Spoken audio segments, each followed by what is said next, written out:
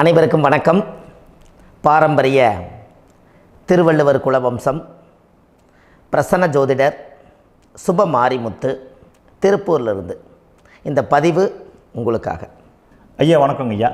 வணக்கம் ஐயா. ஐயா இப்போது மக்கள் சார்பாக ஒரு கேள்வி இன்றைக்கி நான் கேட்கலான் இருக்கேன். கேளுங்க ஐயா. ஐயா அதாவது இந்த ஜாதகத்தில் முடக்கு இருக்கு, ஜாதகத்தையும் முடக்கிருச்சு, கண்டிப்பாக அதனால் வாழ்க்கையில் நிறைய பிரச்சனைகள் அப்படின்னு சொல்லி நிறைய பேர் கேட்குறாங்க. கண்டிப்பாங்க ஐயா. இந்த முடக்குங்கிறது என்னங்க ஐயா? அதற்கும் கர்மாவுக்கு ஏதாவது சம்மந்தம் இருக்காங்க ஐயா? ரொம்ப பற்றி சொன்னீங்கன்னா ரொம்ப உதவியாக இருக்குங்க. நல்ல கேள்விங்க ஐயா. இந்த கர்மாவே முதல்ல எங்கேருந்து வருது அப்படிங்கிறது தான் இப்போ நம்ம சொல்ல போகிறோம். இதுவரைக்கும் எத்தனையோ கருத்துக்களெல்லாம் நீங்கள் இந்த உலகத்தில் கேட்டிருப்பீங்க.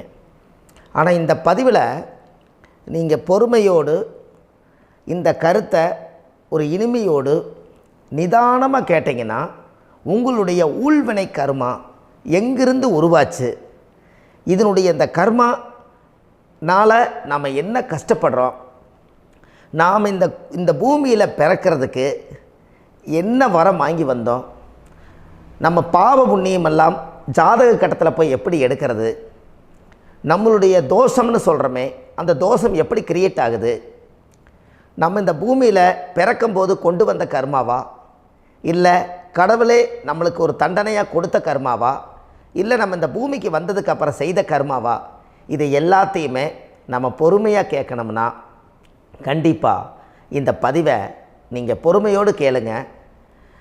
உங்களுக்கு இதில் ஒரு பெரிய ஒரு ரகசியம் ஒன்று அடங்கியிருக்குது. அந்த ரகசியத்தை தான் இன்றைக்கி இந்த உலகத்துக்கு அரங்கேற்றம் பண்ணுறேன்.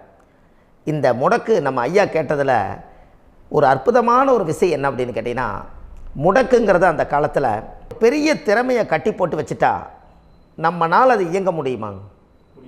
முடியாது இல்லைங்களா ஐயா? முடியாது. அப்போது அதே மாதிரி ஜாதக கட்டத்தில் நமக்கு வேண்டிய யோகத்தை கடவுளே நம்மளுக்கு நாம் செய்த பாவத்தினால அது முடக்கி வச்சிருச்சுன்னா அந்த பாவகத்தை அந்த ஜாதகர் அனுபவிக்க முடியுமா? அனுபவிக்க முடியாது. அப்போது அந்த அனுபவிக்க முடியாமல் வெளி உலகத்தில் போய் நம்ம தேடி போன பிறவியில் செய்த பாவத்தை இந்த பிறவியில் நீங்கள் தேடி கண்டுபிடிச்சி வாழ்க்கையில் நீங்கள் எப்போ மேலுக்கு வர்றது?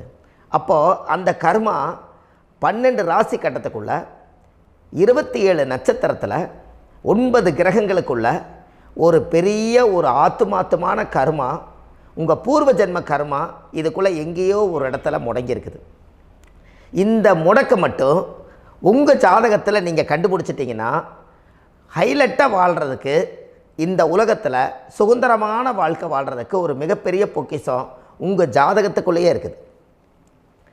அப்போது அந்த ஜாதகத்துக்குள்ளே நாம் போன பிறவியில் நம்ம கர்மா நாம் என்ன செய்திருப்போன்னு உங்களுக்குள்ளே பெரிய குழப்பம் இருக்கும்.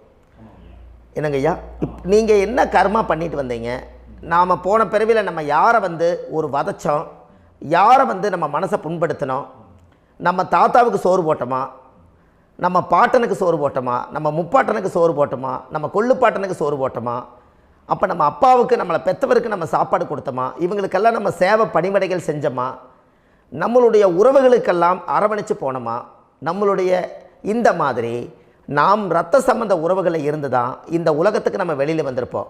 அப்போது வெளியில் நீங்கள் நிற்கிறீங்க, அப்படியே மேலே போய் பார்த்தீங்கன்னா ஒரு 7 தலைமுறையில் ஒவ்வொருத்தரும் செய்த கர்மாவெல்லாம் நம்ம பிளட்டு ரிலேட்டிவாக இப்போ நீங்கள் கரண்ட்டில் இருக்கிறவங்க கிட்ட தான் டெபாசிட் பண்ணியிருக்கோம். அப்போ இது தெரியாமல் நாம் ஜாதகத்துக்குள்ளே போய் தசாபுத்தி நல்லா தனுங்க இருக்குது, நான் ரொம்ப கஷ்டப்படுறேன், என் ஜாதகத்தில் போய் பார்த்தேன் எல்லா கிரகங்களும் நல்ல வலிமையாக இருக்குன்னு தான் சொன்னாங்க, ஆனால் இன்னும் என்னுடைய கடன் அடையலை, இன்னும் என்னோடய கர்ம தீர்ந்த மாதிரியே தெரியல, எனக்குள்ளே ஒரு தாட்டு என்னமோ நான் ஒரு பின்தங்கின வாழ்க்கையிலே வாழ்ந்துட்டுருக்கேன் அப்படின்னு நீங்கள் சொல்லும்போது, அப்போ இதையெல்லாம் தாண்டி ஒரு கர்மா உங்களுடைய ராசி கட்டத்துக்குள்ளே எங்கேயோ ஒரு பக்கத்தில் ரகசியமாக புதைஞ்சிருக்கு. அப்போது அந்த ரகசியமாக புதைஞ்சிக்கக்கூடிய அந்த முடக்கு தான் இன்றைக்கி இந்த உலகத்துக்குள்ளே நீங்கள் தெரிஞ்சுக்கக்கூடிய விஷயம். அப்போ அந்த முடக்குங்கிறது ஒன்று உண்மை. இந்த உலகத்துக்கு நம்மளை எல்லாத்துலேயும் நல்லா யோசிச்சு பாருங்கள். 12 ராசி கட்டம் இருக்குதுங்களா ஐயா? ஆமாங்க ஐயா. ஆனால் கிரகம் எத்தனை இருக்குதுங்க? 9 தான் இருக்குங்க ஐயா. ஆமாம், 12 ராசிக்கு 12 கட்டத்துக்கு 12 கிரகம் கொடுத்துருக்கலாமல்ல கடவுள். அப்போ ஏன் 3 கட்டத்தை மட்டும் எம்டி பண்ணி மீதி 9 கிரகத்தை வச்சுக்கிறாருன்னா, அப்போ நாம் செய்த 3 தலைமுறை கர்மாவுக்கு அது எந்த கட்டம் பிளாக் ஆகுதோ அந்த கட்டத்துக்குள்ளே ஏதோ ஒரு ரகசியம் இருக்கிறனால தானே எங்கேயோ ஒரு பக்கத்தில் நீங்கள் கண்டிப்பாக கர்மாவில் மாட்டுவீங்கிறது கடவுளே படைச்சு தானே இதை உருவாக்கியிருக்காரு. 12 ராசிக்கு 12 கட்டம் கொடுத்துருந்தா எங்கே நீங்கள் சுற்றி வந்தாலும் ஏதோ ஒரு வீட்டுக்குள்ளே போய் உட்காந்துக்கலாம். ஆனால் ஒரு வீடு சுத்தமாக இருக்குது, ஒரு வீட்டில் 4 கிரகம் இருக்குது, ஒரு வீட்டில் 3 கிரகம் இருக்குது, ஒரு வீட்டில் 5 கிரகம் இருக்குது, ஒரு 3 வீடு 4 வீடு காலியாக இருக்குது. அப்போ எங்கேயோ ஒரு ராசி கட்டத்துக்குள்ளேயே கடவுளுடைய கர்மா விளையாட்டு, அது ரகசிய விளையாட்டு தான். அப்போது இந்த இடத்துல தான் உங்கள் ஜாதகத்தில் முடக்கு இருக்குது. இந்த முடக்கை நீங்கள் எப்படியெல்லாம் அதை ஆராய்ச்சி பண்ணி கண்டுபிடிக்க முடியும் அப்படிங்கிற ஒரு விஷயத்தை தான் இன்றைக்கி நம்ம இந்த உலகத்துக்குள்ளே இதை நுழைக்க போகிறேன். இப்போ அப்பா செய்த பாவம்னு ஒன்று இருக்குமில்லங்க ஐயா, நம்ம அறியாத வயசில் தெரியாதில்ல, அப்பா செய்த பாவம்னு இருக்கும். அப்பாவுடைய சொத்து பிள்ளைக்குத்தானா, அப்பாவுடைய பாவம் பிள்ளைக்குத்தானே, என்னங்க ஐயா? சரி, அப்போ தாத்தா இருக்கிறாரு, தாத்தாவுடைய கர்மா உயிர் எங்கே எழுதி வைக்கிறாருங்க? அப்போது மகனை விட்டுறாரு.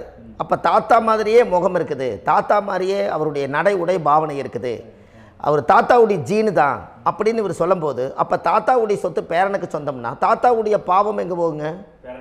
Very good. அப்போ அப்போது இந்த கர்மா எப்படி டிரான்ஸ்ஃபர் ஆகுதுன்னு உங்களுக்கு தெரியுதா? அப்போ நீங்கள் போன பிறவியில் அந்த தாத்தாவுடைய பேரனை நீங்கள் பிறக்கிறதுக்கு கர்மம் உங்களை செயல்பட வச்சுருக்குது. அதனால் நீங்கள் தாத்தாங்கிறீங்க. அதனால் அந்த கௌரவமாக எங்கள் தாத்தா சம்பாரித்த சொத்து நான் தான் அனுபவிக்கணுங்கிற விதியை நீங்கள் உருவாக்கிறீங்க. அப்போது இந்த ஜாதகத்தில் அந்த ஊழ்வினை தோஷந்தான் ஏதோ ஒரு வழியில் உங்களை கர்மாவை செயல்படுத்துது. அதனால தான் இந்த ஜாதகத்தில் எந்த ஒரு முடக்கை எடுக்கிறதா இருந்தாலும் சூரியன் என்ற நட்சத்திரம் எதுவோ அந்த நட்சத்திரத்துக்கு எந்த வீடு முடக்காகுதோ அங்கே தான் உங்களுடைய கர்மா ஒளிஞ்சிருக்கும். இதுதான் உங்களுடைய பெரிய ஒரு பொக்கிஷமான ரகசியம். சரிங்க ஐயா, இப்போ இதில் நவகிரகங்கள் 9 இருக்கும்போது ஏன் சூரியனை மட்டும் நம்ம இதில் எடுத்துக்கணும்னு நீங்கள் சொல்கிறீங்க? நல்ல கேள்விங்க ஐயா. நீங்கள் கேட்டீங்க பார்த்தீங்களா, 9 நவகிரகம் இருக்கும்போது சூரியனை மட்டும், அந்த சூரியன் என்ற நட்சத்திரம் பிறக்கும்போது அந்த வீடு மட்டும் முடக்காகுன்னு நீங்கள் கேட்டீங்க இல்லையா? இதுதான் அற்புதமான கேள்வி. ஏன் அப்படின்னு கேட்டிங்கன்னா, சூரியன்னா அப்பா, அப்பாவோட உயிர் கரு போய் அம்மாவுடைய பனிக்கூடத்தில் கர்ப்பத்தில் வச்சு 10 மாதம் 300 நாள் சுமந்து நீங்கள் இந்த பூமிக்கு வெளியில் வரும்போது நீங்கள் என்ன பாவத்தை இவங்க விதைச்சாங்களோ அந்த கர்மாவை வாங்கிட்டு தான் நீங்கள் வெளியில் பிரசவமாகறீங்க. இதுதானே? அப்போ சூரியன் என்ற நட்சத்திரம், அந்த சூரியனுங்கிறது உயிர் கருவல்லவா, அப்பாவுடைய உயிரணுக்கள் அம்மாவுடைய கருவிக்குள்ளே போய் நாம் குழந்தை வடிவத்தில் இருந்து 300 நாள் பாவ உன்னித்த பதிவில் ஏட்டு எழுதி ஒரு ஜாதகத்தை கையில் கொடுத்து பிறந்த உடனே உங்களுக்கு ஒரு ஏட்டை பெரட்டி நீ இப்படித்தான் விதி, இனிமேல் இப்படித்தான் நீ வாழணும்னு சொல்லி உங்கள் கர்மாவை நீங்கள் கர்மாவோடு தானே வெளியில் பிறக்கிறீங்க. அப்போ சூரியன் என்ற நட்சத்திரம் தானே இந்த உலகத்துக்கு ஒரு பெரிய ஒரு மகத்துவம். இப்போ பாருங்கள், விடிய வரைக்கும் நம்ம முழிச்சிட்ருக்குறோம், காலையில் சூரிய உதயமானால் அவங்கவுங்க செயல்படுறோம். மீதி எல்லா கிரகங்களுக்குமே வெளிச்சத்தை கொடுக்கக்கூடிய சக்தி சூரியனுடைய பிம்ப ஒளிக்குத்தானே உண்டு, என்னங்க ஐயா?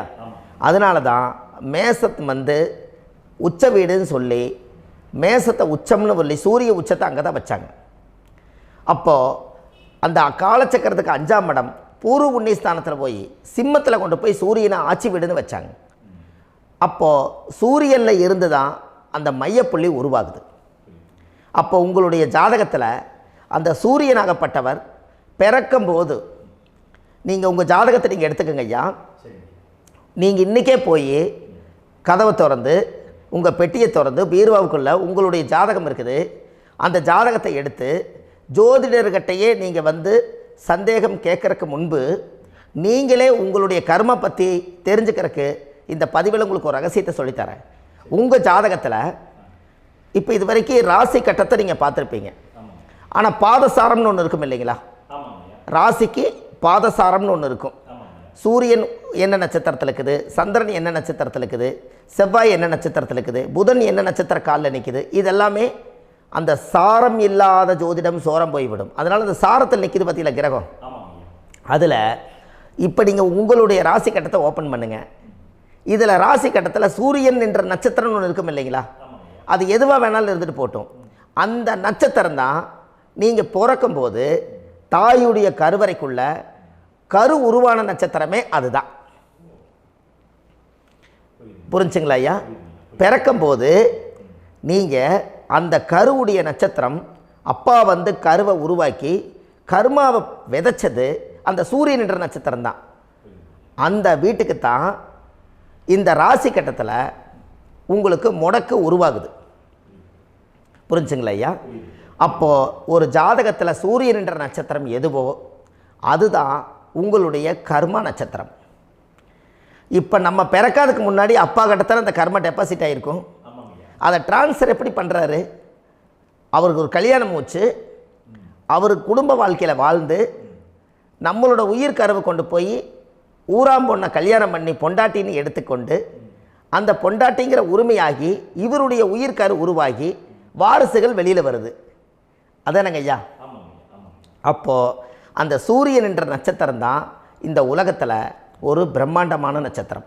இந்த நட்சத்திரம் உங்கள் மனசுக்குள்ளே ஏதாவது இருந்துச்சுன்னா உங்கள் வீட்டில் ஏதாவது ஒரு நல்ல விஷயங்கள் நீங்கள் பண்ணுறதா இருந்தால் அந்த கர்மா நட்சத்திரம் சூரியனுடைய நட்சத்திரம் இருக்குது பார்த்தீங்களா, அந்த நட்சத்திரத்தில் எந்த ஒரு சேவைகளும் செய்யக்கூடாது. அதுதான் கர்மா. அதை போய் நீங்கள் ஆக்டிவேட் பண்ணி விட்டீங்கன்னா அது முன்னோர்களை வந்து நீங்கள் வந்து தொந்தரவு பண்ண மாதிரி. அந்த கர்ம நட்சத்திரம் தான் உங்கள் வாழ்க்கையில் அது புதஞ்சிருக்கிறதா. இப்போ குழந்தை பிறந்தாலோ சீர் சீமந்தங்கள் நீங்கள் செய்கிறதாலோ கல்யாணம் முக்கிறதுனாலோ உங்கள் ஜென்ம நட்சத்திரத்தன்னைக்கு கல்யாணம் பண்ண வேண்டாம்னு சொல்லிக்கிறாங்கல்லங்க. உங்களுக்கு ஜென்ம நட்சத்திரத்துக்கு முன்னாடி உங்களை உருவாக்குன நட்சத்திரம் தான் ஜென்ம நட்சத்திரம். அப்போ சூரியன் என்ற நட்சத்திரம் அப்பாவுடைய ஜென்ம நட்சத்திரமாக அந்த ஊழ்வினை கர்மம் செயல்படுது. அப்போ அந்த முடக்கு யார் வழியில் வந்தது? முன்னோர்கள் வழியில் வந்தது. முன்னோர்கள் கட்டி வச்சது யாரைய? குலதெய்வத்தை. அப்போ அந்த குலதெய்வத்தை போய் சாமிக்கு போய் வீடு வாசல்லாம் வலித்து குலதெய்வத்தை போய் தேங்காய் பழம் பூ மாலை கல்கண்டு வாங்கி அர்ச்சனை பண்ணி ஒரு அன்னதானம் ஒன்று பண்ணிவிட்டு சாமிக்கு பொங்கல் வச்சு நைவேத்தியம் பண்ணிவிட்டு உங்கள் ஜாதகத்தை வச்சு பூஜை பண்ணிவிட்டு வாங்க. அதுக்கப்புறம் தான் உங்கள் கர்மாவை கண்டுபிடிக்கிறதுக்கு வழியே பிறக்கும். குலதெய்வத்தை வணங்காமல் கோவிந்தா கோவிந்தா என்று பல தெய்வத்தை வணங்கினாலும் பலனொன்றும் இல்லைன்னு அந்த காலத்தில் முன்னோர்கள் சொல்லி வச்சுக்கிறாங்களா இல்லைங்களா? அதனால் கண்டிப்பாக அதை கண்டுபிடிச்சி நீங்கள் அதுக்கு ஒரு நைவேத்தியம் பண்ணால் மட்டும்தான் முதல்ல உங்கள் 5ஆம் பாவம் முன்னோர்கள் அது வேலை செய்யும். குலதெய்வ ஆலயத்துக்கு போயிட்டு வாங்க.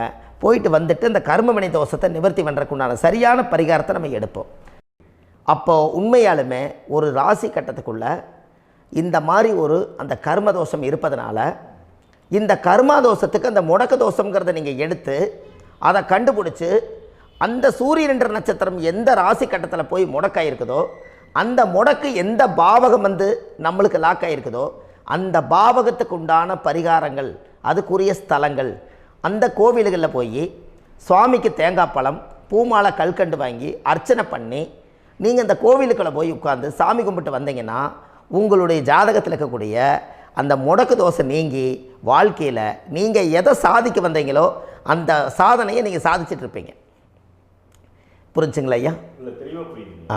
ஏன் அப்படின்னா அந்த முடக்கு நட்சத்திரத்துக்குள்ளே தான் ஒரு தோஷம் இருக்குது. இப்போ அந்த காலத்தில் பாருங்கள் ஐயா, முன்னோர்கள் எல்லாம் நிறைய பேர் கோவில் கட்டி வச்சுட்டு போயிருக்காங்களா இல்லைங்களா? இந்த கோவில் எதுக்காக கட்டி வச்சுக்கிறாங்கன்னா அவங்க கட்டினவங்களுக்கும் அந்த முடக்கு தோஷம் இருந்திருக்குது. ராஜாக்கள் இருந்திருக்குது, மன்னர்கள் காலத்தில் இருந்திருக்குது, ஜமீன்தார் காலத்தில் இருந்திருக்குது. இப்போ அவங்களுடைய அமைப்புகள் எல்லாமே முன்னோர்கள் என்னமோ அறியாமல் தெரியாத தன்னடக்கம் இல்லாத ஒரு கர்மாவை இவங்க செஞ்சிட்டாலும் அதுக்குரிய பரிகார ஸ்தலங்களை கொண்டு போய் அந்த காலத்திலே ஜாதகம் பார்த்து நம்ம வந்து முன்னோர்களுடைய பாவத்தை நாம் செய்த பாவத்தையும் தீர்த்துட்டு நமக்கு கீழே அடுத்த சந்ததிகள் அடுத்த தலைமுறைகள் வந்தாலும் இந்த கோவில்களுக்கு வந்து விளக்கு போட்டு சாமி கும்பிட்டு இந்த மண்ணை மிதிச்சுட்டு போனால் அன்னையோடு அந்த கர்மா தீருங்கிறது அந்த காலத்திலேயே முடக்க தோஷ பரிகாரத்தை கோவில் வழியில் அந்த காலத்தை திசை திருப்பி வச்சுருக்காங்க. அப்போ நீங்கள் கோவிலுக்கு போகாமல் கண்டிப்பாக இந்த பரிகாரத்தை நீங்கள் உடைக்க முடியாது. ஏன் உடைக்க முடியாதுன்னா இப்போ நீங்கள் எத்தனை வருஷம் வாழ்கிறீங்க ஐயா?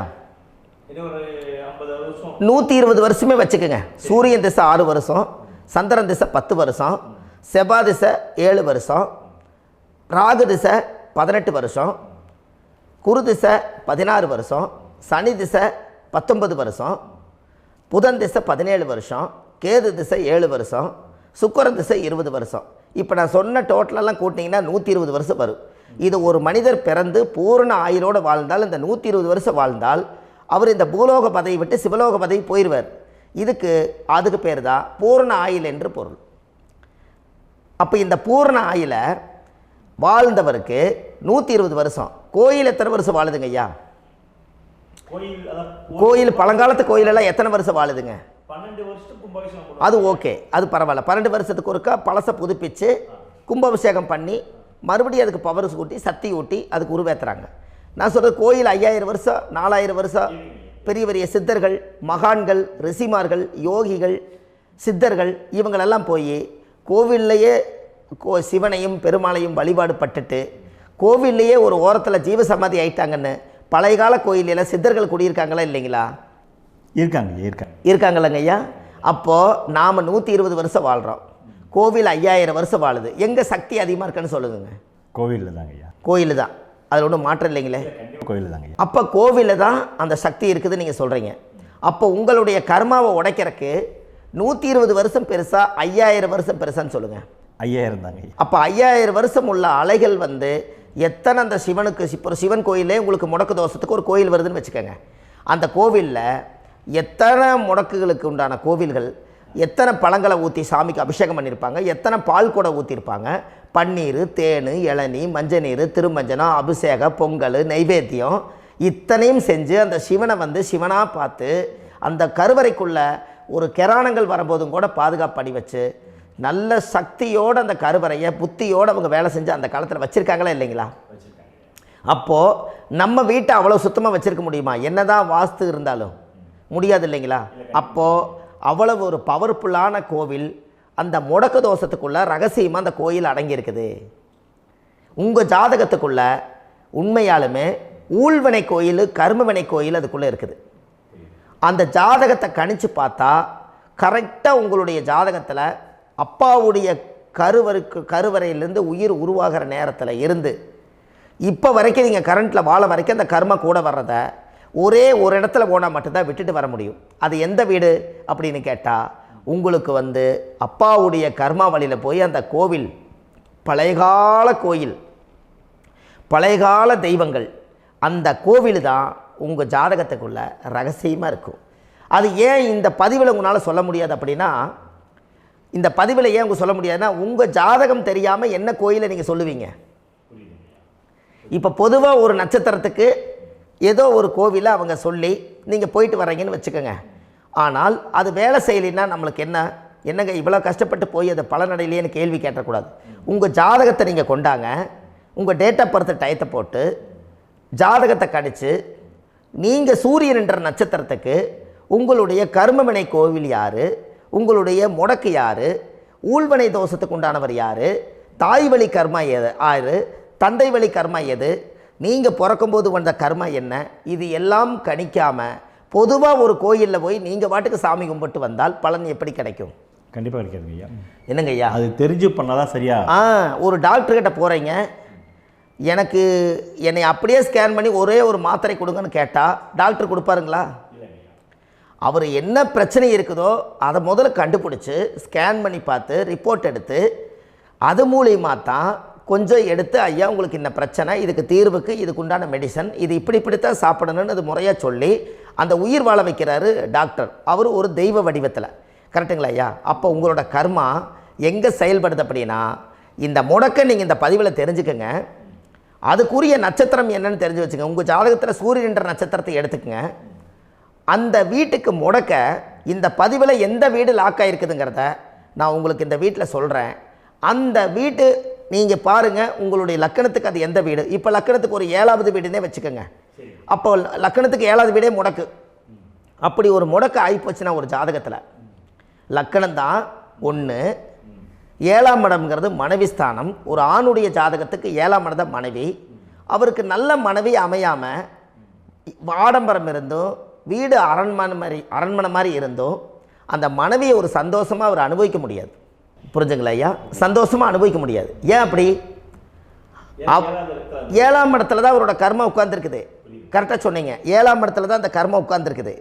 அப்போ அந்த 7ஆம் இடத்துல இருக்கக்கூடிய அந்த கர்மா போன பிறவியில் நீ மனைவிக்கு சோறு போடாமல் மனைவியை கட்டி வச்சு அடிக்கிறதும், மனைவியை துன்புறுத்துறதும், அந்த மனைவி இருக்கவே இன்னொரு வாழ்க்கைக்குள்ளே போகிறதும், இங்கே வாழ வேண்டிய தாம்பத்திய சந்தோஷத்தை கொண்டு போய் இன்னொரு இடத்துல கொடுக்கறதும், தெரிஞ்சிருந்தே நம்மளுடைய மனசுக்குள்ளே திருடுத்தனமாக வாழ்கிறதும், இது எல்லா கர்மாவும் போன பிறவியில் நாம் செய்த ஊழ்வினை கர்மா தான் உங்கள் ஜாதகத்தில் 7ஆம் இடம் முடக்கு. அப்போ அந்த 7ஆம் இடம் முடக்கா இருந்துச்சுன்னா கண்டிப்பாக உங்கள் ஜாதகத்தில் நீங்கள் என்ன அனுபவிச்சிட முடியும்? நல்ல நண்பர்கள் கிடைக்க மாட்டாங்க, நல்ல ஒரு பார்ட்னர்ஷிப் அமையாது, நல்ல ஒரு நட்பு வட்டங்களில் எதையும் அனுபவிக்க விடாது, ஒரு அங்கீகாரமான உறவுகளில் போய் நம்ம ஸ்ட்ராங்காக நிற்க முடியாது. 7ஆம் இடம் என்பது தாம்பத்திய வாழ்க்கை, பூர்த்தி இல்லாத வாழ்க்கையாக இருக்கும். இப்படியெல்லாம் அந்த ஜாதகத்தில் ஒரு பொதுவாக ஒரு ஜாதகத்தில் 7ஆம் பாவம் முடக்காயிட்டால் இந்த கர்மாவை அவர் அனுபவிச்சுக்கிட்டே இருப்பார். இது எப்போத்தான் அதுக்கு ஒரு தீர்வு வேணுங்கய்யா? அந்த கோயில் எதுன்னு நீங்கள் கரெக்டாக சொன்னீங்க. இப்போ இது மனிதனால் செயல்படுது. மனிதர்கள் தான் கோயிலை கட்டி வச்சாங்க. தெய்வத்தை விட ஒரு காலத்தில் மனிதர்களுக்கு மகிமை ஜாஸ்தி. ஏன்னா சாதாரண ஒரு மண் பூமியாக இருந்த இடத்த மனிதர்கள் தான் கோயில் கட்டி ஒரு மகிமைப்படுத்தி புண்ணியம் பண்ணி வச்சாங்க. மனிதர்களுக்கு சக்தி அதிகம்தான், ஆனால் பிரபஞ்சத்துக்கு அதை விட சக்தி அதிகம் அல்லவா? ஐயா, நீங்கள் கோவிலுக்கு போய் அந்த கர்மா உடைக்கிறதுக்கு கோவிலில் சக்தி இருக்குது, ரைட்டு. ஆனால் நம்ம வீட்டுக்கும் கோயிலுக்கும் ஒரு மிகப்பெரிய தொடர்பு என்னென்னா, அந்த கோயில் கட்டுறவங்க எல்லாமே பழைய காலத்து கோயிலெல்லாம் பாருங்கள், பஞ்சபூதத்தை வச்சு கட்டியிருப்பாங்க. பஞ்சபூதத்தை வச்சு தான் கட்டுவாங்க கோயில். அது உங்களுக்கு தெரியணும் இல்லைங்களா? பஞ்சபூதம்னா நீர், நெருப்பு, காற்று, பூமி, ஆகாயம். இந்த பஞ்சபூதத்தினுடைய சக்திகள் எல்லாம் ஒரே நேர்கோட்டுக்கு என்னைக்கு வருதோ அன்னைக்கு தான் அந்த கோவிலுடைய பாலக்கால் போட்டு 1000-2000 வருஷம் நிலச்சி நிற்கிறது. காரணம், இந்த பிரபஞ்சத்தில் பஞ்சபூதம் எப்படி நிலச்சி நிற்குதோ அதுபோல் 5000 வருஷம் நிற்கிறதுக்கு அந்த பஞ்சபூத சக்தி வச்சு தான் சாமி சிலையை பிரதிஷ்டை பண்ணி வச்சுருப்பாங்க. அதனால தான் இந்த கோயில்கள் எல்லாம் 5000 வருஷமாயும் எத்தனையோ கிராணங்களை எல்லாம் தப்பிச்சிருக்கிறதுக்கு காரணம். அப்பேற்பட்ட புண்ணிய ஸ்தலம் உங்களுக்கு எதுன்னு தெரியணும் அல்லவா? என்னங்க ஐயா? அப்பேற்பட்ட புண்ணிய ஸ்தலம் உங்களுக்கு எதுன்னு தெரிஞ்சால் தானே நீங்கள் போய் செய்ய முடியும், இல்லாட்டி கண்டிப்பாக தெரியாது. அப்போ இந்த முடக்கு தோஷத்தை கடவுள்கிட்ட கொண்டு போய் ஒப்படைக்கணும். நாம் பிறக்கும் போது கொண்டு வந்த கர்மாவை நாம் இருக்கும் காலத்தில் கொண்டு போய் இந்த கர்மாவை சுத்தப்படுத்தி, நீங்கள் பாவ ஆத்மாவை இந்த பூமியில் பிறந்து பூலோகத்தில் எல்லா புண்ணியத்தையும் செஞ்சுட்டு இந்த பூலோகத்தை விட்டு நீங்கள் போகும்போது புனித ஆத்மாவாக போகணுன்னா உங்கள் கர்மாவை கொண்டுட்டு போகாதீங்க, கர்மாவை நிவர்த்தி செய்யுங்க. என்னங்க ஐயா?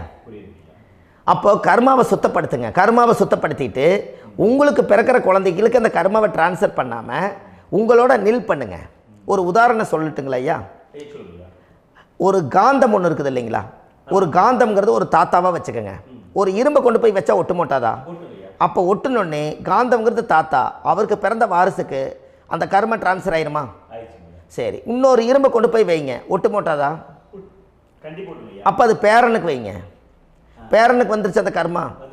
இன்னொரு இரும்பை கொண்டு போய் வைங்க, அந்த காந்தத்துக்கு நேர் இன்னொன்று வைங்க, ஒட்டு மோட்டாதா? அப்போ அதை கொண்டு போய் நம்ம கொள்ளு பேரனுக்கு வைங்க. இப்படியே டிரான்ஸ்ஃபர் ஆகி தலைமுறையாக இந்த கர்மா தொடர்ந்துக்கிட்டே இருக்குது. இந்த இடத்துல கொண்டு போய் காந்தத்துக்கு இரும்பு ஒட்டிகிட்டே இருக்குதுல்ல, இந்த இடத்துல ஒரு மரக்கட்டை செஞ்சு கொண்டு போய் கரெக்டாக வச்சுக்கினே போட்டுமா? அந்த மரக்கட்டையை கொண்டு போய் வைக்கிறவர் யார்? மரக்கட்டை வச்சுட்டு அடுத்த வாரிசு புனிதமாக பிறந்துட்டு அந்த மேலே இருக்கிற கர்மாலாம் இந்த அடுத்த இதுக்கு வராதில்ல. இதுதாங்க ஐயா கர்மா. தொடர்ந்து வரக்கூடிய கர்மாவை அதை நில் பண்ணணுங்கிறதுக்கு பேர் தான் இந்த உதாரணத்தை சொன்னவங்களுக்கு. அப்போ நாம் இந்த பூலோகத்தில் நம்ம ஒரு தாயுடைய கருவறையில் இருந்து தொப்புள் கொடி அறுக்கும் நேரம் நாம் என்ன கர்மாவை வாங்கி வந்திருந்தாலும் அதையெல்லாம் ஆராய்ச்சி செய்து ஜாதகத்தில் முழுமையாக கண்டுபிடிச்சி ஒரு காலம் இல்லைனாலும் ஒரு காலம் நம்ம நல்லா இருக்கிறதுக்காக, நம்ம வாரிசுகள் எல்லாம் நலமடைஞ்சு வளமடைஞ்சு வர்றதுக்காக இந்த கர்மா தோஷத்தை கரெக்டாக கண்டுபிடிச்சி சரியான கோவிலுக்கு போய் நீங்கள் கர்மாவை நிவர்த்தி பண்ணி அங்கே பூஜை புனஸ்தானங்கள், சகசரநாம பூஜைகள், ஓமங்கள், வழிபாடுகள் இதெல்லாம் நீங்கள் செஞ்சு உங்களுடைய பாவத்தை எல்லாம் கழித்து உங்கள் ஜாதகத்தவே யோகமாக மாற்ற முடியும். கண்டிப்பாக மாற்ற முடியும். ஏன்னா நம்ம யாரை நம்பி செய்கிறோம்? சரியான கடவுள்கிட்ட வழிகாமிக்க போகிறோம். அப்போ கடவுள் பொய்யாயிருவாரா? ஐயா, நம்ம அதாவது அந்த காலத்தை சொல்லுவாங்க, சத்தியுள்ள சாமி கும்பிட்டு புத்தி உள்ள உள்ளே பெக்கணும்னு சொன்னாங்க.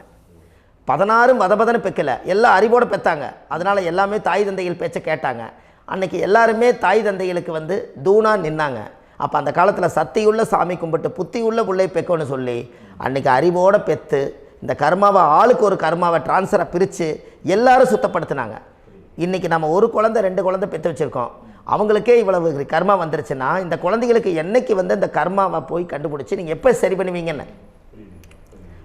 அப்போ இந்த வாழ்க்கையில் ஏதோ ஒரு பிரபஞ்ச சக்தி நம்மளை அறியாமல் என்னமோ ஒரு இயக்கத்தில் கொண்டு போய் விட்டுருச்சுங்களா? அப்போ இனிமேலாவது இந்த கர்மாவில் இருந்து கண்டிப்பாக நம்ம நிவர்த்தி ஆகணும்னு சொன்னால் இந்த முடக்கு தோஷத்தை யாரெல்லாம் கண்டுபிடிச்சி இந்த ஊழ்வினை கர்மாவில் இருந்து நாம் கருவறையில் சுமக்கும் போது 10 மாதம் நீங்களாம் என்னென்ன நினச்சிருப்பீங்க? அதாவது கருவறைக்குள்ள கருப்பாக ஒரு பிண்டம் இடப்பக்கம் கிடக்கையில் இந்த பூமிக்கு வரும்போது நீங்கள் என்னென்ன நினச்சிருப்பீங்க? இந்த பிறந்ததுக்கு அப்புறம் வந்து தான் அம்மா தெரியுது, அப்பா தெரியுது, தாத்தா தெரியுது, பாட்டி தெரியுது, இந்த உலகத்தில் கண்கொள்ளாத காட்சிகள் எல்லாம் தெரியுது, எல்லாம் தெரியுது. ஆனால் 10 மாதம் உங்கள் வாழ்க்கையில் நீங்கள் இருக்கும்போது நீங்கள் என்னென்னலாம் நினச்சி இந்த பதிவில் இறைவன் கொடுத்தாரோ அதையெல்லாம் அனுபவிக்கத்தான் வந்தீங்க. அதுக்கு இடையில இருக்கிறதான கர்மா. இந்த ஒரு விஷயம் உங்களுக்கு கிடச்சிருச்சுன்னா நீங்கள் எல்லாருமே ராஜயோகமாக பிழைப்பீங்கள்ல. இதில் ஏழை பணக்கார யாரையுமே சொல்ல வரல. அவங்க பிறக்கும்போது புண்ணியத்தை பொறுத்து தான் போன ஜென்மத்தில் நம்ம என்ன புண்ணியங்கள் பண்ணி வச்சோமோ அந்த புண்ணியத்தில் இன்றைக்கி நல்லா வாழ்கிறாங்க. ஒருத்தர் கேட்டார், என் ஜாதகத்தில்ங்க எங்கூட படித்தவர் இடம் வாங்கிட்டார், வீடு வாசல் கட்டிட்டார், தொழில் பண்ணிட்டார், நல்லா இருக்கார், ஆனால் நான் இன்னும் அப்படியே தான் இருக்கிறேங்கன்னு ஒருத்தர் கேட்டார். அதுக்கு ஒரு கருத்து என்னென்னா, டேட் ஆஃப் பர்த் ஒன்று தான், டைம் ஒன்று தானே வச்சுக்கோங்க. அவங்க அப்பா செஞ்ச புண்ணியம் வேறு, நீங்கள் செஞ்ச பாவங்கள் வேறு. அவர் செஞ்ச புண்ணியத்தினால அவருக்கு எல்லாமே முன்னாடி கிடைக்கிது. நீ கர்மாவெல்லாம் கழிச்சிட்டினா பின்னாடி கிடைக்க போகுது. இதில் மற்றவங்களை பற்றி வேற்றுமையாக நினைக்கிறதுல எந்த ஒரு இதுவுமே இல்லை. அப்போ ஒருத்தர் பார்த்து ஒருத்தர் வாழ வேண்டாம். உங்களுடைய சுய அறிவை வச்சு இந்த பூலோகத்தில் இந்த பூமியில் நீங்கள் 4 தெரிஞ்சு நல்ல விதமாக கற்றுக்கிட்டு இந்த உலகத்தில் சிறப்பாக வாழ கற்றுக்குங்க. அதுக்கு அந்த ஊழ்வினை தோஷத்தை கண்டுபிடிங்க. உங்களுக்குன்னு ஒரு முடக்கு இருக்குதுங்கிறத இன்றைக்கி நீங்கள் எழுதி வைங்க. அதை எப்படியாவது கண்டுபிடிங்க, அதை தேடுங்க. ஒரு முறை நீங்கள் ஜாதகத்தை கொண்டு வாங்க. அந்த ஜாதகத்தை கொண்டு வந்து உங்கள் பாவகத்தில் எத்தனாம் பாவம் முடக்காயிருக்குதுன்னு பாருங்கள். அந்த பாவகம் முடக்காயிருச்சுன்னா உங்கள் வாழ்க்கையில் அதிலிருந்து உங்களால் வெளியில் வரவே முடியாது, கண்டிப்பாக வர முடியாது. அதை நீங்கள் கண்டுபிடிச்சா மட்டும்தான் நீங்கள் மேலே வர முடியும். ஏன்னா நிறைய பரிகாரங்கள், பூஜைகள், யாகங்கள், ஓமங்கள் எல்லாம் செய்து வச்சும் கூட அந்த கர்மவினைக்கு உண்டான கோவிலுக்கு போய் அந்த 5000 வருஷ பழமை வாய்ந்த தெய்வத்துக்கிட்ட போய் நீங்கள் முறையிட்டு விளக்கு போட்டு உங்கள் கர்மத்தை எல்லாம் நான் நீ தான் தீர்த்து கொடுக்கணும்னு சொல்லி நம்பிக்கையோடு நீங்கள் போய் அந்த சரணாகதி அடையிறீங்க பாருங்கள், அங்கே தான் உங்கள் கர்மாவை எடுத்து விடுறாரு. அப்போ இந்த ரகசியம் உங்களுக்கு வேணுமல்லவா? அப்போ உங்கள் ஜாதகத்தில் எங்கே முடங்கி அதுக்குரிய கோவில்கள் எல்லாம் என்ன, அதுக்கு தான பரிகாரம் என்ன, அதுக்கு நீர் பரிகாரம் என்ன, யாத்திரை பரிகாரங்கள் என்ன, நீங்கள் வீட்டில் இருந்தே செயல்படுத்தக்கூடிய பரிகாரங்கள் என்ன, பரிகாரம் கோவிலுக்கு போய்த்தான் நடக்குமா, இல்லை நாம் வீட்டில் வச்சு வணங்குறதுனால நடக்குமா, நாம் செய்யக்கூடிய தர்ம பரிகாரங்கள் என்ன, தான பரிகாரங்கள் என்ன, இப்படி பல விதமாக இருக்கிறனால உங்கள் ஜாதகத்துக்கு எந்த மாதிரி பரிகாரம் கனெக்ட் ஆகுதுங்கிறது தெரியணும். இது தெரியாமல் கண்டிப்பாக உங்களால் செயல்படுத்துறது ரொம்ப கஷ்டம். இதனால் இதை நீங்கள் தெரிஞ்சுக்கணும்னா இப்போ நம்ம பாருங்கள், நீங்கள் அந்த தெரிஞ்சுக்கிட்டாலே உங்கள் வாழ்க்கையில் ஒரு டைம் தான் நீங்கள் தெரிஞ்சுக்க போகிறீங்க. உங்களுடைய கர்மா என்ன, நீங்கள் எங்கே செயல்பட்டு போயிட்டுருக்கிறீங்க, உங்கள் போகிற பாதை சரியா இல்லை அந்த பாதையில் முள்ளு கல் இருக்குதா, இது எல்லாம் உங்களுக்கு தெரியலனா இந்த முடக்கை கண்டுபிடிக்கக்கூடிய சக்தி வாய்ந்த இந்த கர்மாவை நிவர்த்தி பண்ணுறதுக்கு வழிகள் இருக்குது. அதனால் நீங்கள் கண்டிப்பாக இந்த முடக்கை தெரிஞ்சுக்கணும். இந்த முடக்கு ராசினா என்ன உண்மையாலுமே உங்கள் வாழ்க்கையில் நீங்கள் தெரிஞ்சு இனிமேல் உங்கள் வாழ்க்கையில் இதுவரையிலும் கர்மாவுக்குள்ளேயே கஷ்டப்பட்டீங்க, வழி தெரியாமல் கண்ணை கட்டி காட்டில் விட்ட மாதிரி இருந்தீங்க. இனி அப்படி இருக்க வேண்டாம். உங்கள் ஜாதகத்தில் 12 ராசி கட்டத்தில் 9 கிரகம் போகும், மீனி 3 கிரகம், 3 கட்டம் உங்களுக்கு எங்கேயோ ஒரு பக்கத்தில் 3 கட்டம் எம்டியாக தான் இருக்கும். கரெக்டுங்களா? அது இல்லாமல் ஒரு ஜாதகம் பிறக்காது. ஏன்னா 9 கிரகத்துக்கு 9 கணக்கு போட்டால் 3 கட்டம் எம்டியாக தான் நிற்குது. அந்த கட்டத்துக்குள்ளே எந்த நட்சத்திரத்தில், எந்த சாரத்தில், எத்தனாவது டிகிரியில், எத்தனாவது பாத சாரத்தில், எத்தனை வெகுளையில், எத்தனை செகண்டுக்குள்ளே இந்த கர்மா உள்ளே புகுந்து உங்களை செயல்படுத்துதுங்கிறத கண்டிப்பாக உங்கள் ஜாதகத்தை கொடுங்க.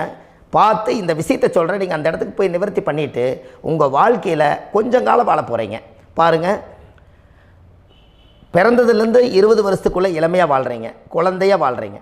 20லேருந்து 40 வயசுக்குள்ளே தான் உங்களுக்கு ஒரு பொண்ணை பார்த்து கல்யாணம் பண்ணி ஒரு கரு உருவாக்குறீங்க. அதுக்கப்புறம் 40லேருந்து 60க்குள்ளே குழந்தை பெற்று கடமை முடிச்சிடுறீங்க. 60 வயசுக்கு மேலே ரிட்டையர்ட் ஆகிடுறீங்க.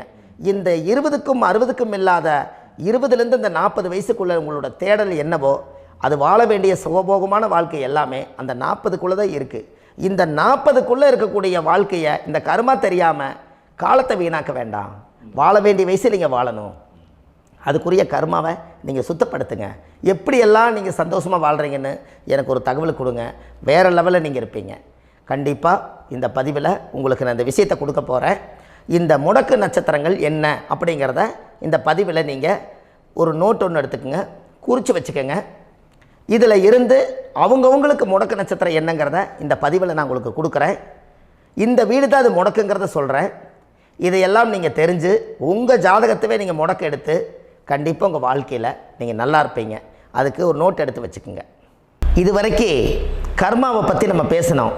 உங்கள் ஜாதகத்தில் சூரியன் என்ற நட்சத்திரத்துக்கு தான் முடக்குன்னு சொன்னீங்களே, எந்த வீடுங்கிற ரகசியத்தை இன்றைக்கி நம்ம எல்லோரும் தெரிஞ்சுக்கலாமா? இத்தனை காலமாக நீங்கள் தெரிஞ்சுக்காத ஒரு ரகசியத்தை இன்றைக்கி உங்கள் ஜாதக கட்டத்தில் நீங்களே முடக்க கண்டுபிடிச்சி அதுக்குண்டான பலனை தேட போகிறீங்க. அந்த தேடல் தான் உங்களை கொண்டு போய் உட்கார வைக்க போகுது. ஒரு உதாரணம், உங்கள் ஜாதகத்தில் பாதசாரம் இருக்குது அல்லவா? அந்த பாதசாரத்தில் சூரியன் என்ற நட்சத்திரம், சூரியன் நின்ற நட்சத்திரம் பாதசாரத்தில் கரெக்டாக எடுங்க. சூரியன் என்ற நட்சத்திரம் சதய நட்சத்திரமாக இருந்தால் அது உங்களுக்கு துலா ராசி வீடுது, அது முடக்கு ராசி. உங்கள் வாழ்க்கையில் உங்கள் லக்னத்துக்கு அது எத்தனாம் பாவகமோ அந்த பாவகத்தை அது முடக்கி வச்சிருச்சு, அதுதான் கர்மா. அந்த கர்மாவில் இருந்து உங்களால் வெளியில் வர முடியல. அப்போ இதில் ஏதாவது நம்ம ஒரு சூட்சமத்தை இதில் ரெடி பண்ணணுமல்லவா? உங்கள் வாழ்க்கையில் நீங்கள் நல்லா இருக்கணுமல்லவா? அப்போ ஏதோ ஒரு வழியில் உங்களுடைய கர்மாவை நிவர்த்தி செஞ்சால் தான் நீங்கள் நல்லா இருக்க முடியும். அப்போ அதுக்குரிய சில பரிகாரங்கள், அதுக்குரிய சில வழிமுறைகள் இதெல்லாம் நம்ம செய்து தான் அந்த தோஷத்தை நம்ம நீக்கணும். பூரட்டாதி நட்சத்திரத்தை பற்றி அடுத்த பதிவில் நம்ம பார்ப்போம். நம்ம ஆன்லைன்லேயே ஜாதகம் பார்க்குறோம். உங்கள் date of birth, time, place கொடுத்தீங்கன்னா போதும். உங்களுக்கு ஜாதகத்தை கணிச்சு ஃபோன்லேயே உங்களுக்கு கர்ம ராசி கண்டுபிடிச்சி உங்களுக்கு உண்டான கர்ம பரிகாரத்தை சொல்லி உங்கள் வாழ்க்கையில் ஒரு வெளிச்சத்தை கொண்டு வர்றதுக்கு என்றைக்கும் உங்களுக்கு உறுதுணையாக இருப்பேன். நீங்கள் கண்டிப்பாக இந்த பதிவுகள் எல்லாம் இது உங்களுக்காகத்தான். இது அதிகாலை நேரத்தில் பிரம்ம முகூர்த்தத்தில் இந்த பதிவை உங்களுக்கு முழுமையாக சமர்ப்பணம் பண்ணுறேன். இதை இதை வழி நடத்தி இதைய எப்படியெல்லாம் இந்த முடக்கை கண்டுபிடிச்சி இப்படியெல்லாம் பேச வச்சு அழகு பார்க்க நம்ம முன்னோர்களுடைய ஆசீர்வாதமும் இந்த முடக்கை கண்டுபிடிச்ச குருமார்களும் அவங்களுடைய குடும்ப பாரம்பரிய வம்சாவளிகளும் எல்லாருமே நல்லா இருக்கணும். அதுக்காக இந்த நேரத்தில் நான் அடியேன் சுப மாரிமுத்தாக இருந்து திருப்பூர்லேருந்து இந்த பதிவை உங்களுக்கு நான் கொடுக்குறேன். கண்டிப்பாக இந்த முடக்கு கோயிலுக்கு, இந்த முடக்கு தோஷத்துக்கு உண்மையான பரிகாரங்கள், எளிமையான பரிகாரங்கள் நீங்களே வாழ்க்கையில் செஞ்சு ஆதிகால பரிகாரங்கள் உங்கள் மனசுக்குள்ளே இருக்குது. அதை செயல்படுத்தினா மட்டும் போதும், வாழ்க்கை எங்கேயோ போயிடும். கண்டிப்பாக ஒரு முறை உங்கள் ஜாதகத்தை அனுப்பி வைங்க, உங்களுக்கு நான் பார்த்து பலன் சொல்கிறேன். இன்றைக்கி நான் கொடுத்த பதிவுகள் எல்லாம் உங்களுக்கு ரொம்ப பயனுள்ளதாக இருந்திருக்கும். உங்களுக்கு இது வரைக்கும் எத்தனையோ கர்ம வினைகளை பற்றி தெரியாமல் இருந்திருப்பீங்க. இந்த பதிவில் நிறைய கேட்டு தெரிஞ்சுக்கிட்டீங்க. இதெல்லாம் வாழ்க்கையில் ரொம்ப முக்கியமான பரிகாரங்கள், எளிமையான பரிகாரங்கள். நேராக நீங்கள் கடவுளைத்தான் கெட்டியாக பிடிக்க போகிறீங்க. அந்த பரிகாரங்கள் எல்லாம் செஞ்சு அதிகாரமாக வாழ்ந்து இந்த பூலோகத்தில் நல்ல சிறப்பாக வாழ்கிறதுக்கு இந்த பரிகாரம் உங்களுக்கு ரொம்ப யூஸ்ஃபுல்லாக இருக்கும். கண்டிப்பாக இந்த பதிவை செய்யுங்க. நம்ம பாரம்பரிய திருவள்ளுவர் குல வம்சம், பிரசன்ன ஜோதிடர் சுப மாரிமுத்து, திருப்பூரில் இருக்கேன். 30 ஆண்டு காலமாக நம்ம ஜோதிடம் பார்த்து கொண்டிருக்கிறோம். இவ்வளவு காலமாக எத்தனையோ ஆயிரக்கணக்கான மக்களுக்கு நம்ம ஜோதிடம் பார்த்து வழிகாட்டி நிறைய மக்களுக்கு நிறைய சேவைகள் செஞ்சுருக்கேன். நிறைய கோயில் கட்டி வச்சுருக்கேன், கும்பாபிஷேகங்கள் பண்ணி வச்சுருக்கேன், அன்னதானங்கள் நிறையா பண்ணி வச்சுருக்கேன், புண்ணிய யாத்திரைகள் நிறைய போய் வந்திருக்கேன். மக்களுக்காகவே நான் உங்களுக்கு உழைக்க தயாராக இருக்கேன். இந்த ஜோதிடம் என்னுடைய ஒரு பாரம்பரியமாக என்னுடைய அப்பா, தாத்தா, முன்னோர்கள் இதெல்லாம் எங்களுடைய குலத்தொழில் இது. அதனால் நாங்கள் பாரம்பரியமாக திருவள்ளுவர் குல வம்சம். வள்ளுவர் வாக்குன்னு யூடியூப் சேனலில் போனீங்கன்னா 1000 பரிகாரங்கள் கொடுத்துருக்கேன். அதுவும் உங்களுக்கு ரொம்ப யூஸ்ஃபுல்லாக இருக்கும். வள்ளுவர் வாக்கு அப்படின்னு போடுங்க, அப்படி இல்லைன்னா சுப மாரிமுத்துன்னு போடுங்க. இதில் பரிகாரங்கள் நிறையா கொடுத்துருப்பேன். கண்டிப்பாக இதெல்லாம் நீங்கள் சந்தித்து நீங்கள் ஒரு சப்ஸ்கிரைப் பண்ணி வச்சுக்கோங்க. நான் போடக்கூடிய பதிவுகள் எல்லாமே உங்களுக்கு நோட்டிஃபிகேஷனாக வந்துடும். அதனால் நீங்கள் ஒரு சப்ஸ்கிரைப் பண்ணி வச்சுக்கோங்க. தினமும் ஒரு தகவல் உங்களுக்கு கொடுத்துக்கிட்டே இருக்கேன். இதெல்லாமே உங்களுக்கு ஒரு பெரிய சந்தோஷமான நிகழ்ச்சிகள். என்றைக்கும் உங்களோட நான் வாழ்கிறேன். உங்களுடைய குடும்பத்தில் நான் ஒருத்தராக இருந்து குடும்ப ஜோதிடராக நான் இருப்பேன். கண்டிப்பாக ஆயுளுள்ள வரைக்கும் உங்களுக்காக இந்த ஜோதிடத்துக்கு உழைச்சி உங்கள் குடும்பத்தில் ஒருத்தராக நான் ஒரு ரத்த உறவில் நான் இந்த பூர்வ ஜென்மத்தில் உங்களுக்கு நான் கடமைப்பட்டிருக்கேன். கண்டிப்பாக அடுத்த பதிவில் உங்களை நான் சந்திக்கிறேன்.